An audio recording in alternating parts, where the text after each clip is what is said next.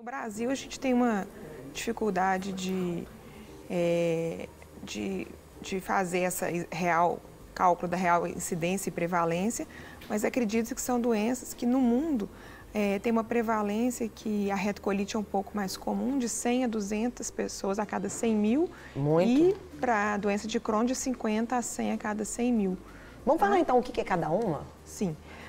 Tanto a doença de Crohn quanto a retocolite ulcerativa são doenças inflamatórias intestinais. Sim. O que é isso? São doenças que inflamam o nosso intestino. A diferença entre as duas é que a retocolite ulcerativa é uma doença que ela atinge apenas o intestino grosso, certo? E a doença de Crohn, ela já atinge qualquer parte do trato digestivo. Uma outra diferença importante é que a retocolite é uma doença só da mucosa intestinal. Ela atinge a parede mais interna só do intestino. E a doença de Crohn já é uma doença que a gente chama de transmural. Ela pode acometer todas as camadas do nosso aparelho digestivo.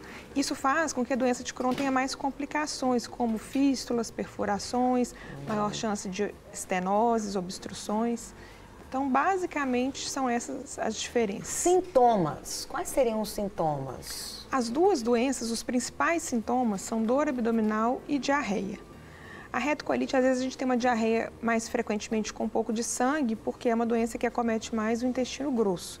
A doença de Crohn, ela já pode acometer o intestino delgado, então, às vezes, o sintoma é só dor abdominal e diarreia. São sintomas principais, não necessariamente tem que sempre estar presentes e também são sintomas comuns a várias outras doenças, né? Certo. Outros sintomas, como a pessoa tem muita diarreia, a pessoa acaba perdendo peso, ficando anêmica, fraca. A minha irmã, ela teve a retocolite, ela quase morreu mesmo. Sim. E ela ficou muito mal.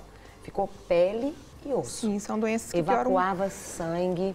A retocolite também, ela tem ela solta não sei, uma maneira grossa, como que seria? É como se fosse uma gosma. É um muco. Um muco. Isso. Que é terrível também. O processo inflamatório no intestino, muitas vezes tem essa produção de muco que sai nas fezes também das pessoas, não só que tem doença inflamatória. E a dor é muito forte que a pessoa sente. Sim, porque o intestino está inflamado, ele está machucado, então a pessoa costuma ter muito dor abdominal. O que pode levar a isso, doutora?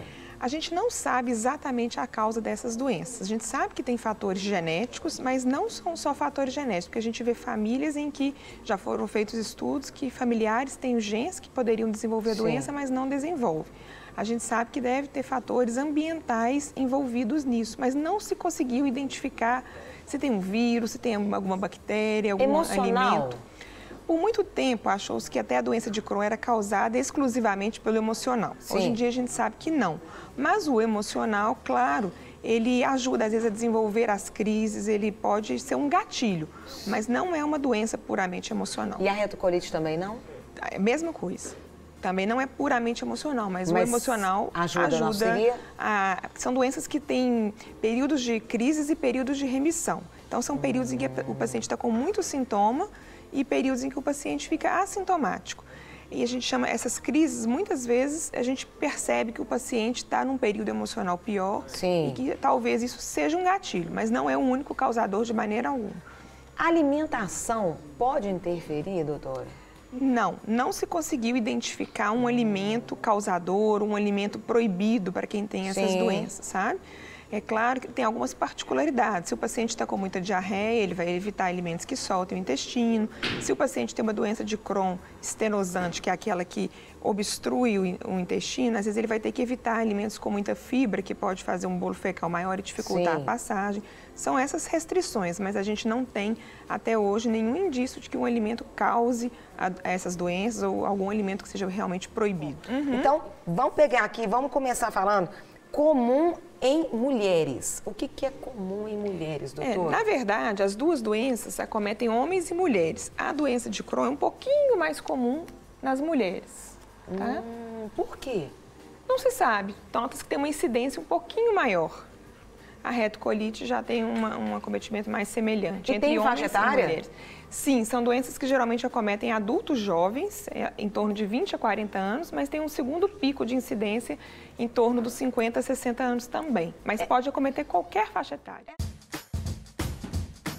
Não quer ficar um segundo por fora da nossa programação? Agora você pode nos acompanhar através das plataformas digitais. Não perca tempo. Acesse, curta e siga-nos. Fique por dentro de tudo o que acontece por aqui. Rede Super, inspirando você.